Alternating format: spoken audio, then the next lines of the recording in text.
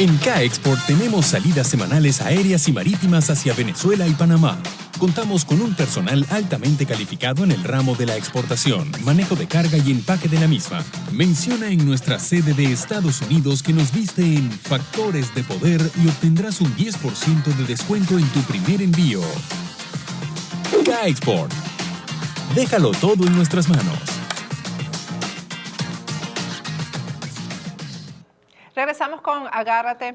Yo quiero recomendarte, si tú quieres tener una buena cartera de diseñador, si siempre la has querido, si siempre has querido tener un buen reloj marca Rolex, está ahora al alcance de tu mano si visitas la página web de Maru Consign. Ahí hay bellezas en carteras de diseñador, también de relojes marca Rolex con su origen certificado en perfecto estado, a muy buen precio, eso es lo más importante, y te lo van a enviar a cualquier parte del mundo excepto a Asia.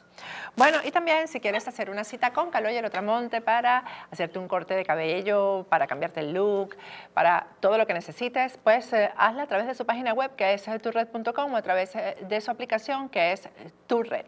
Con la aplicación es mucho más fácil acceder a la cita y cuando la tengas trata de ser puntual para así evitar que haya muchas personas en el local y podemos seguir respetando el distanciamiento social.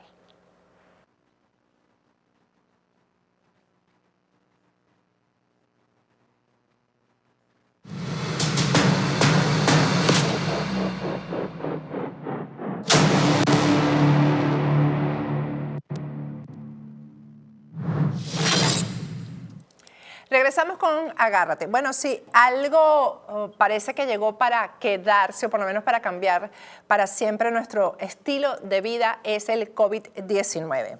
Alfonso Rodríguez Morales es el presidente de la Asociación Colombiana de Infectología, es un investigador senior y docente de la Fundación Universitaria Autónoma de las Américas en Pereira, Risaralda, en Colombia. Está con nosotros para conversar sobre el tema, además es venezolano, yo lo digo con mucho orgullo. Buenas noches, doctor, ¿cómo está? Muy buenas noches, ¿qué tal? ¿Cómo estás? Doctor, esto que estamos diciendo, que acabo de decir que es algo que llegó para quedarse, ¿es cierto o por lo menos para cambiar nuestro estilo de vida para siempre? ¿Es cierto o va a haber algún momento en que digamos estamos libres de esta pandemia que parece que pues, es eterna, ya simplemente está en nuestra vida, en nuestro día a día como algo normal? Bueno, mira, en este momento es muy complejo poder dar una respuesta blanco y negro a una pregunta de esa naturaleza, pero lo más probable, lo que creemos muchos a nivel mundial, es que en realidad no nos vamos a librar en un 100% de el SARS-CoV-2, el virus causante del COVID-19, y que lo que vamos a lograr pasar en los próximos meses, si todas las cosas siguen yendo bien, es lograr que esto se convierta pues, como otros virus, por ejemplo, respiratorios, como el caso de la influenza, que pues vamos a tener personas que se pueden seguir infectando, pero ya no vamos a estar en una situación de pandemia, ojalá. En el tiempo que estamos ahora, que ya transcurrieron varios meses de que se comenzó a suministrar la vacuna o las diferentes vacunas, ¿no? Yo quisiera hablar un poco de todas estas, digamos, de estos mitos, para mí son mitos que comenzaron a aparecer en redes sociales, etcétera, acerca de efectos de la vacuna, ¿no? Alguien me decía en estos días, no, sí, por ejemplo, la Pfizer ya se comprobó que tiene efectos, por ejemplo, que se duermen las manos, que la verdad yo me puse las dos vacunas y no he tenido ningún efecto, pero entonces uno oye a otras personas y es que uno no puede evitar como decir, ¿será cierto esto? ¿No? Porque los temas se repiten y se repiten sobre todo en las redes sociales. ¿Cuál es la verdad y cuál es la mentira del tema de todas estas consecuencias que supuestamente trae la vacuna? No, mira, hay que recordar primero que nada que toda intervención médica, cualquier medicamento y las vacunas que previamente hemos usado por décadas en la humanidad son vacunas que primero que nada las usamos porque tienen un perfil de eficacia y de seguridad que es idóneo, es decir, cumple con el objetivo principal para el cual fueron desarrollados y obviamente tienen un bajísimo riesgo de producir efectos adversos o efectos secundarios. Cualquier cosa que tú consumas, incluso las vitaminas, cualquier medicamento por aparentemente sencillo o inocuo que se crea, medicamentos que tú puedes comprar sin prescripción, pues también pueden tener efectos adversos. ¿Qué ocurre con las vacunas? Pues claro, las vacunas contra COVID, como cualquier otra vacuna, no están exentas de tener algunos efectos adversos, pero la frecuencia con la cual estos ocurren es realmente bajísima. Hay estadísticas, por ejemplo, en las cuales se ha comparado la probabilidad de que tú te ganes la lotería a la probabilidad, por ejemplo, de que tengas un evento trombótico, por ejemplo, por alguna de estas vacunas. Y es varias veces más infrecuente tener este evento que, de hecho, ganarte, por ejemplo, la lotería. Es un evento muy raro. Entonces, las vacunas son seguras y podemos tener la certeza y la tranquilidad de que los estudios que se han hecho, que se han documentado y que se han publicado a la fecha a nivel mundial de las diferentes vacunas que estamos empleando, como la vacuna Pfizer, AstraZeneca, Moderna, Sinovac, Janssen, entre otras, son realmente vacunas que podemos tener la tranquilidad, que son seguras y que no solamente podemos, sino que debemos aplicarnos en el caso de las personas que aún no se han vacunado.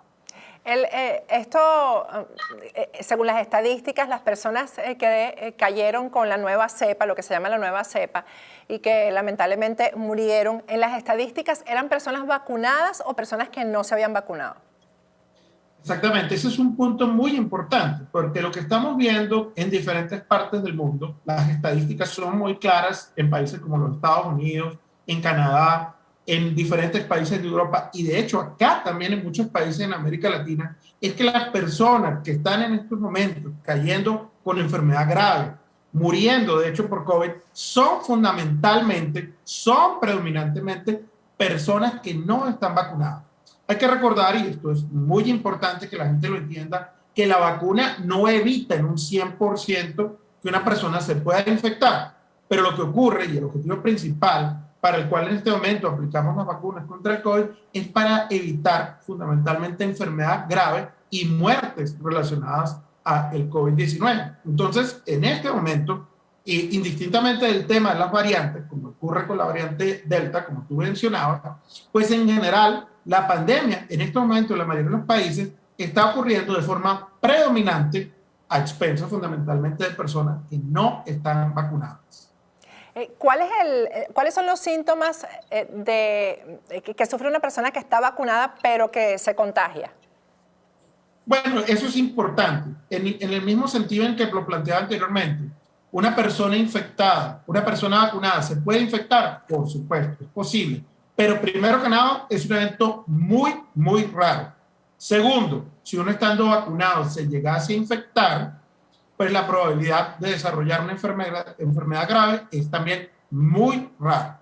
Eso quiere decir que si estando vacunados por alguna razón nos infectamos, vamos a tener una enfermedad que puede ser asintomática, es decir, no vamos a tener ningún tipo de hallazgo, ninguna manifestación, o puede ser un caso de tipo leve, en el cual puede que tenga algo de fiebre, algo de malestar general, puede tener quizá incluso alguna alteración de la pérdida del gusto o del olfato, pero no va a tener, por ejemplo, una enfermedad de tipo grave que lo lleve a hospitalizarse o a tener una complicación que lo pueda incluso conllevar a la muerte en la mayoría de los casos. Entonces, muy importante también, en ese sentido, recordar a su vez que el hecho de estar vacunado, como hemos dicho, no exime de la posibilidad de infectarse, por lo cual toda persona vacunada debe a su vez seguir conservando el resto de medidas porque la vacuna agrega una barrera de protección muy importante a las otras medidas que, por supuesto, antes de la vacuna ya veníamos tomando, como el distanciamiento, el tema del uso de la mascarilla, lavado de manos, uso de geles, entre otras cosas. Esto de la libertad que se le da a las personas de vacunarse o no vacunarse, ¿hasta qué punto es viable? Digo yo porque con todo esto que circula en las redes sociales, bueno, a mí me asombra que aquí en Estados Unidos sobren vacunas. O sea, si sobran vacunas es porque hay mucha gente que no se ha vacunado y de hecho están las estadísticas. ¿Hasta dónde se puede permitir que una persona no se vacune y entonces pueda ser un elemento de contagio a otra o él mismo contagiarse? O sea, ¿cómo se evita que esa persona se contagie cuando de repente hay alguien contagiado asintomático porque está vacunado y no tiene tapaboca o lo que sea y contagia a esa persona que no está vacunada? ¿Cómo se evita eso? Bueno, ese es un tema muy complejo que vaya a un nivel que tiene mucho en la discusión de lo que es la salud pública, la salud global y por supuesto el tema incluso del derecho civil. Pero el punto aquí es muy claro. Lo que se busca promover es la salud pública, la salud global, y en ese sentido, si bien hasta el momento no vemos un movimiento en el cual los países hayan impuesto una vacunación obligatoria en general, pues sí se está tratando en muchos países de promover mecanismos que incentiven aún más el tema de la vacunación. Y yo creo que el punto clave, y como lo hemos visto en estudios que incluso hemos hecho acá en América Latina, pero en otras partes, por supuesto, también a nivel mundial, es que necesitamos fundamentalmente educar a la población. Todavía hay muchas personas que desconocen, que tienen ignorancia con respecto a los temas de la eficacia, de la seguridad de la vacuna, y en la medida en la cual, y esto hay estudios muy importantes que, como decía, hemos hecho incluso y se han publicado en revistas médicas a nivel internacional, en la medida en la cual las personas están mejor informadas, mejor documentadas con respecto a lo que tiene que ver con la evidencia que soporta a las vacunas, en esa medida, por supuesto, también aumenta la aceptación frente a estas y, por supuesto, la disposición a vacunarse. Pero, por supuesto, vemos países en los cuales ya se están poniendo algunos tipos de, digamos, restricciones a las personas que no están vacunadas, y eso pues ocurre precisamente en el interés de que se pueda lograr prontamente alcanzar unos niveles de inmunidad colectiva o inmunidad de rebaño que sean lo más altos posibles, que además sabemos son críticos y muy importantes para evitar no solamente el avance del virus de SARS-CoV-2, sino también de sus variantes, como el caso particular en este momento de la variante Delta. A mí lo que me preocupa es que lo que se hace viral, es decir, digamos que los programas en YouTube con más visitas, millones de visitas, son esos que dicen que con la vacuna te inyectaron un chip, que con ese chip te tienen la vida controlada. Ese tipo, para mí eso son locuras realmente. Pero eso es lo que se hace viral. ¿Cómo se contrarresta eso?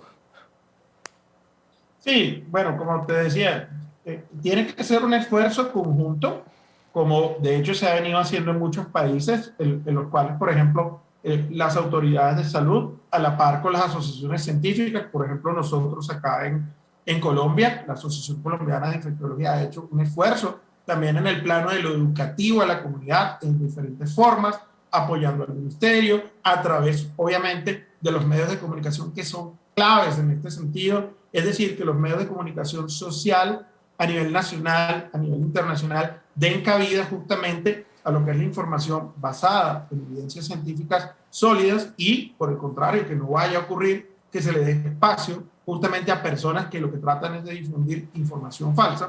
Y, por supuesto, todo el tema de otros sectores a nivel de las comunidades, de líderes, de organizaciones en el ámbito local y nacional que ayuden, por supuesto, a difundir la información correcta para seguir, por supuesto, mostrándole a la población los valores, los beneficios y el impacto, de hecho, que tiene la vacunación, que a su vez también mostrando justamente los impactos a través de estudios muy serios que nos muestran, por ejemplo, cómo se ha reducido lo que es la carga del sistema de salud, las personas que se morían anteriormente, el impacto, por ejemplo, que ha dejado de tener, por ejemplo, en el sector salud, que fue vacunado prioritariamente, conjuntamente con otros sectores, pues todas esas caídas, la caída de la mortalidad, por ejemplo, en las personas de más de 60 años de edad, que fueron también las primeras en vacunarse en comparación con otros grupos de edad, son evidencias que se han ido mostrando, nos indican justamente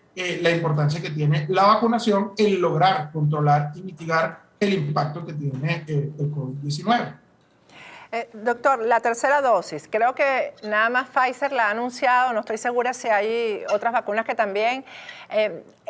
¿Para qué la tercera dosis? ¿Qué es lo que...? Porque estaba revisando y dicen que a las primeras personas que se les va a aplicar, por lo menos aquí en Estados Unidos, a las que tienen problemas de inmunodeficiencia, es decir, las personas que tienen ese tipo de debilidad que es la que más ataca el virus, ¿no? ¿Es necesaria? ¿La van a tener todas las marcas? Es decir, el resto de las vacunas. ¿Qué es lo que trae la tercera dosis? Bueno, mira, esta es una discusión muy grande que hay en estos momentos a nivel internacional, que vamos eventualmente a llegar a todos los países a tener el uso de una tercera dosis. ¿Qué ocurre en estos momentos? En estos momentos, la diferencia a nivel internacional está en lo que llamamos también la desigualdad, la distribución inequitativa y la aplicación y las coberturas desiguales que tenemos en cuanto a las vacunas de COVID entre, por ejemplo, los países de Norteamérica y Europa con, por ejemplo, el resto de regiones, incluyendo la situación en América Latina. En América Latina, con contados casos como, por ejemplo, Chile y Uruguay, el resto de países en general tenemos lamentablemente todavía unas coberturas de esquema completo que todavía distan mucho de lo ideal, que en algunos países, por ejemplo el caso de Colombia, no supera todavía un 40% de la población que cuente con esquema completo. Entonces, ¿qué ocurre?